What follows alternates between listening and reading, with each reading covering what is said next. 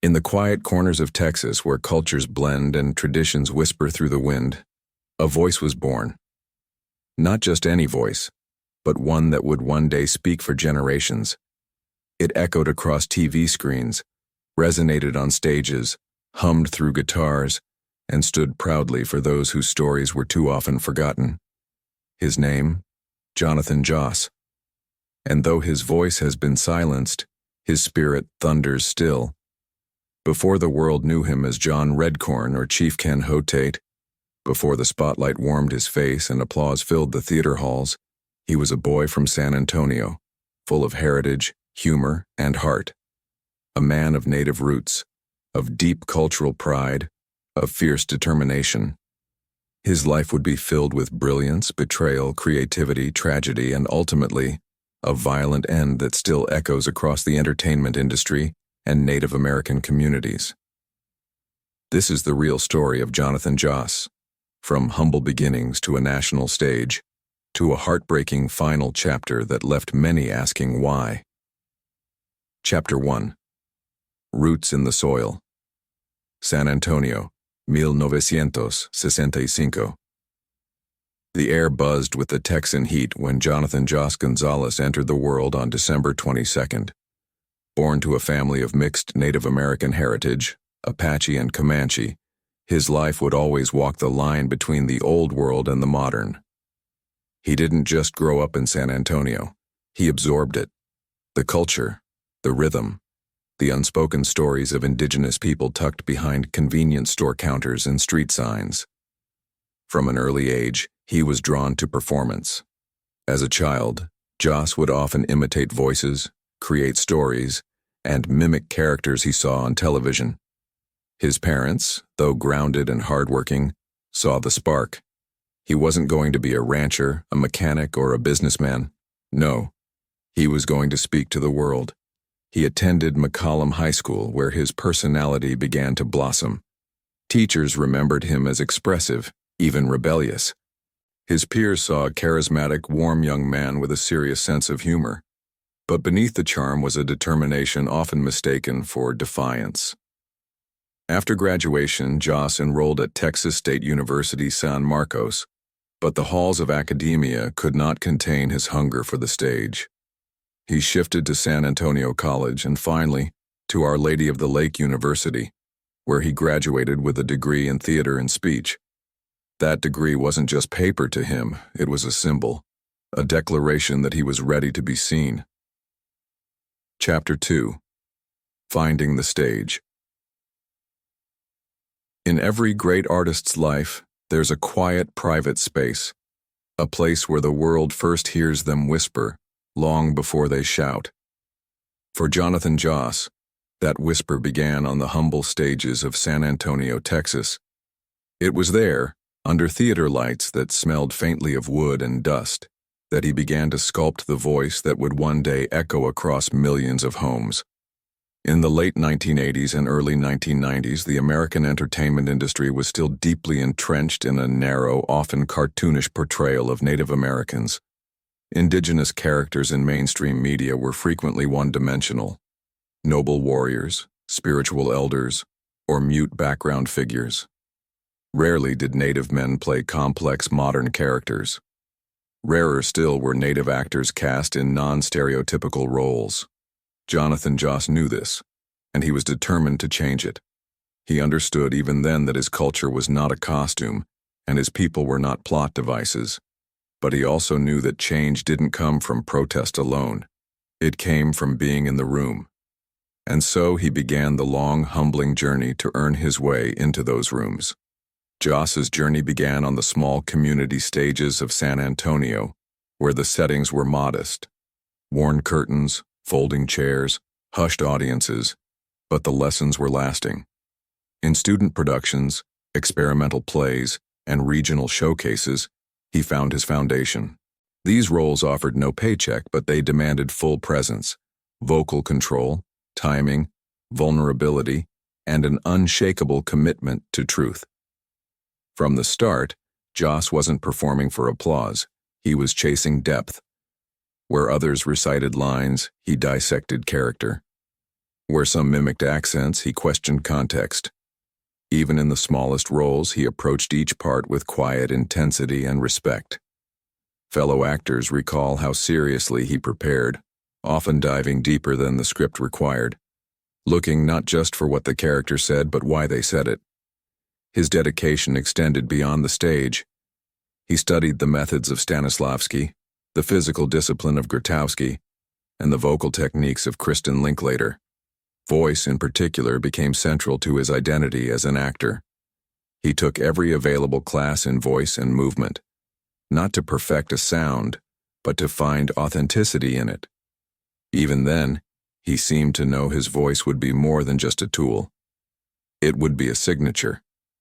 As he developed, Joss also began mentoring younger performers, especially those from similar cultural backgrounds.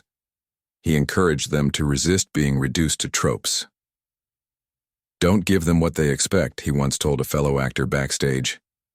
"Give them what they need, even if they don't know it yet." Formal training followed. He studied theater and speech at San Antonio College and later earned his degree at Our Lady of the Lake University. There, he immersed himself in classical texts, method acting, and character study, not simply to learn how to perform, but how to inhabit. His education sharpened his instincts and deepened his understanding of what it means to be honest on stage. "Theater taught me honesty," he said in a later interview. "On stage, you can't lie. The audience will feel it immediately." Throughout the city, he took on roles in venues like the Public Theater of San Antonio and Jumpstart Performance Co. Зрение, расширяя его диапазон через комедию, трагедию и авангардную работу. Directors and castmates from that era describe him as intense, exacting, and deeply collaborative, serious in rehearsal, but light-hearted backstage. Over time, he became increasingly aware of the disconnect between lived native experience and the way native people were portrayed on stage and screen. He began to challenge the cliches he was handed. "You'd get a script and they'd want you to grunt or look wise," he recalled in a local interview. "And I'd ask, do you want a character or a statue?" Those early years were about more than building a resume. They were about building a voice, a perspective, a way of working. On those unadorned stages, Joss forged not just his craft but his purpose. During this time, Jonathan was also witnessing a kind of paradox. Mainstream media wanted native faces, but only within narrow confines. A casting call from that era might read, "Native male 30s must be stoic and physically imposing. Few lines, may be asked to chant or perform tribal dance." Jonathan had the physicality. He had the intensity. But what he brought to the audition room was layered intelligence and restraint. Sometimes casting directors didn't know what to do with that. He faced rejection after rejection, not always because of talent, but because he wouldn't shrink his heritage into a caricature. Yet through it all, he kept performing, on stages, in workshops, and in local commercials that barely paid the rent.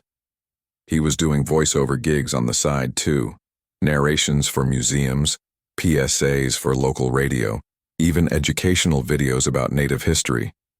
It wasn't glamorous, but it was steady, and more importantly, it gave him control. Then came a sliver of light.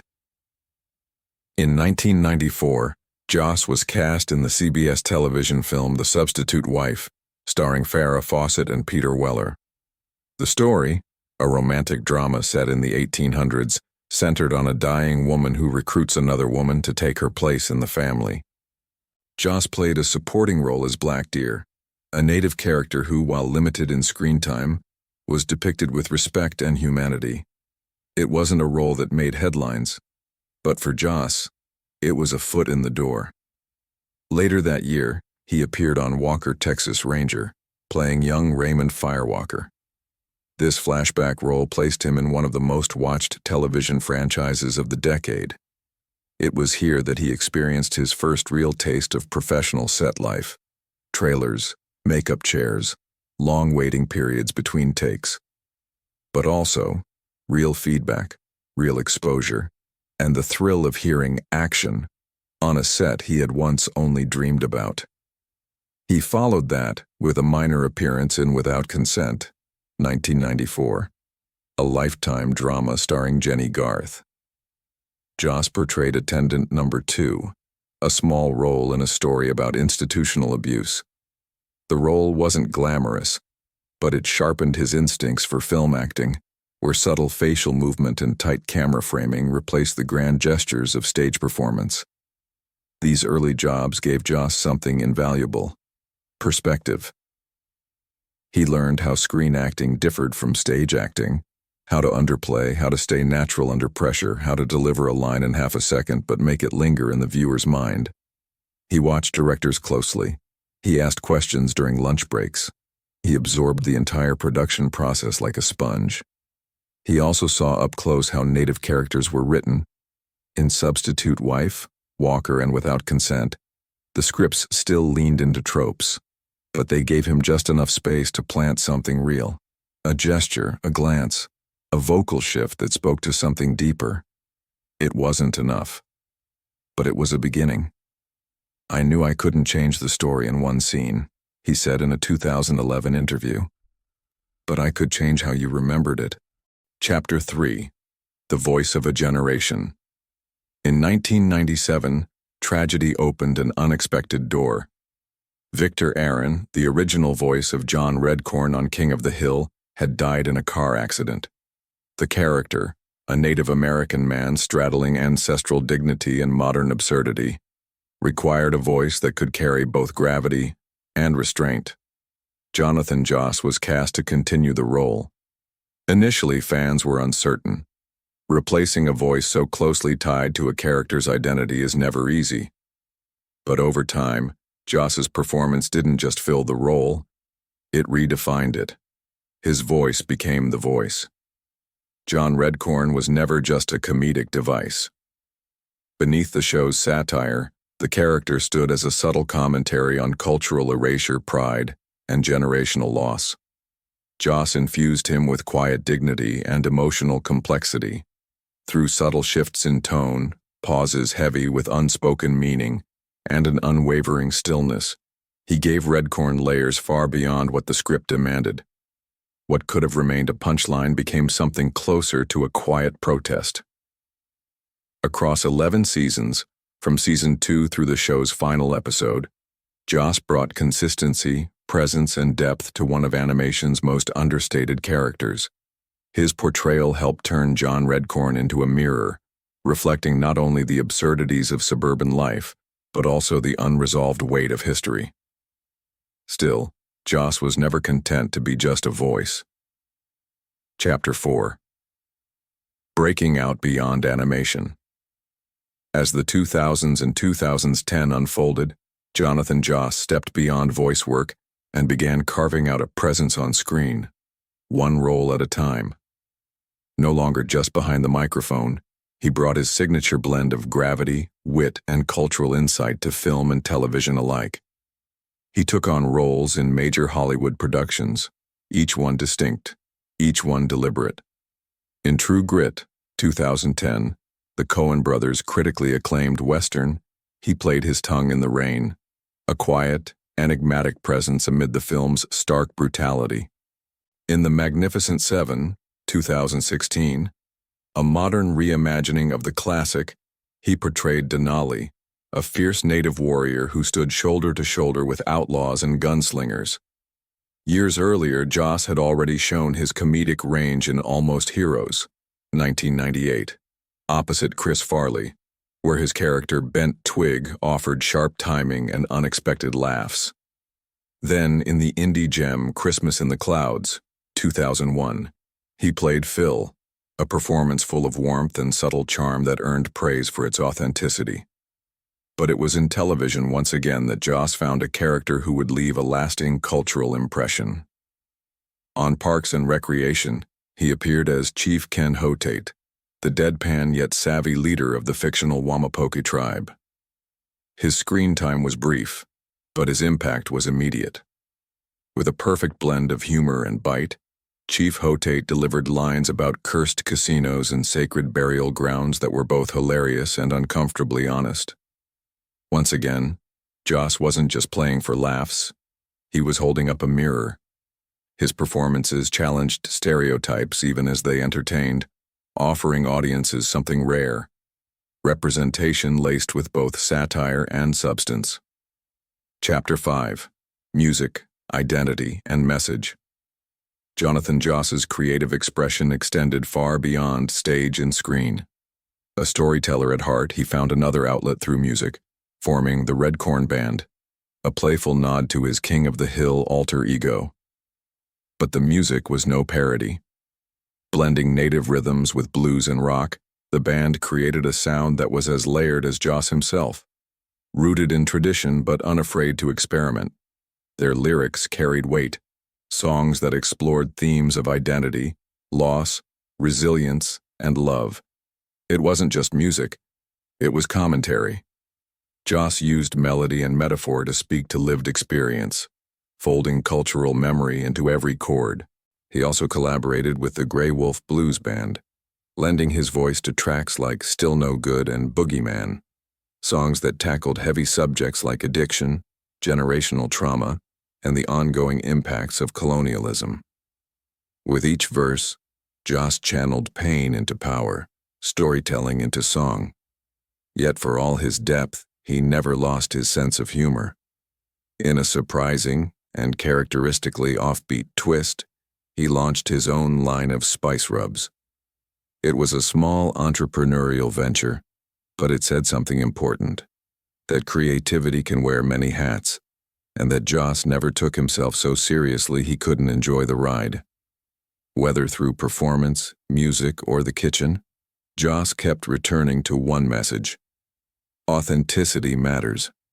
Identity is not a costume, it's a rhythm, a language, a story worth telling again and again. Chapter 6: Love, Loss, and Fire. By the 2000s and 20s, Jonathan Joss had fully embraced the role of advocate. With decades of experience behind him, he began using his platform to speak more openly about representation, equity, and the urgent need for authentic Native voices in media.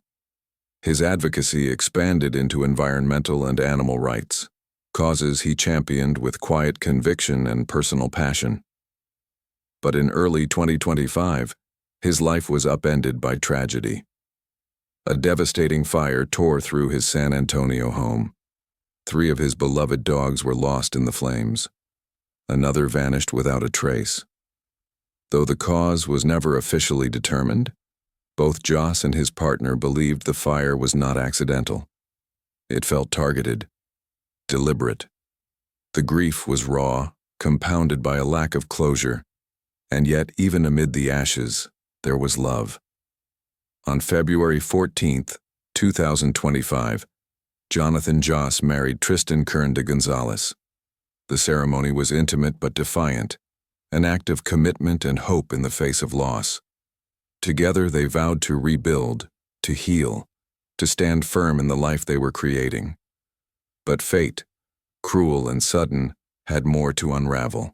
Chapter 7: The Day Everything Went Silent. On June 1, 2025, Jonathan Joss and his husband Tristan returned to the remains of their former home, now just scorched ground and memory. They came only to check the mail, but what they found would change everything. In the overgrown grass lay a haunting discovery: the skull and collar of their missing dog, the one lost in the fire months earlier. It was more than just a terrible answer. It was a breaking point. Something fractured in that moment, the weight of grief tipping into something darker. What followed remains under investigation. The couple confronted their neighbor, Sigfredo Ceja Alvarez, a man with whom they had a long and bitter history. Tensions escalated. A gun was drawn. And then, the unthinkable. Jonathan Joss was shot and killed. Just like that, the world lost a warrior, an artist, a husband, a voice that had, for decades, challenged silence and stereotype with truth, humor, and unwavering heart. The stage went dark. The music paused.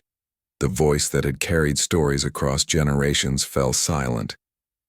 But the echo remains. Chapter 8. The Legacy That Remains. The death of Jonathan Joss sent shockwaves through the worlds of entertainment, advocacy, and indigenous storytelling.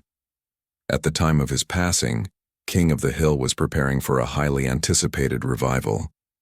Joss had already recorded new lines, his return to the role of John Redcorn, the character he had shaped into something unforgettable. He never lived to hear them air. In the days and weeks that followed, tributes came from every corner. Fellow actors, collaborators, and fans spoke not just of his talent, but of his generosity, his depth, and his quiet determination to change the narrative. Chris Pratt, his Magnificent Seven co-star, publicly mourned the loss. Nick Offerman, who worked with Joss on Parks and Recreation, shared memories of his sharp wit and grounded wisdom. Native artists, performers, and activists held vigils and ceremonies across the country, honoring not just the roles he played, but the truth he lived. Joss's final performance wasn't a scene, a line, or a song. It was in the dignity with which he moved through the world. In every role he uplifted, every stereotype he challenged, every young actor he encouraged to speak boldly and be seen fully. His story remains unfinished. His voice, though silenced, still echoes in the recordings he left behind, in the hearts of those he moved, and in a cultural shift he helped to spark. Jonathan Joss didn't just leave behind a body of work. He left behind a standard for truth, for representation, for integrity in art. And that is a legacy that will not fade.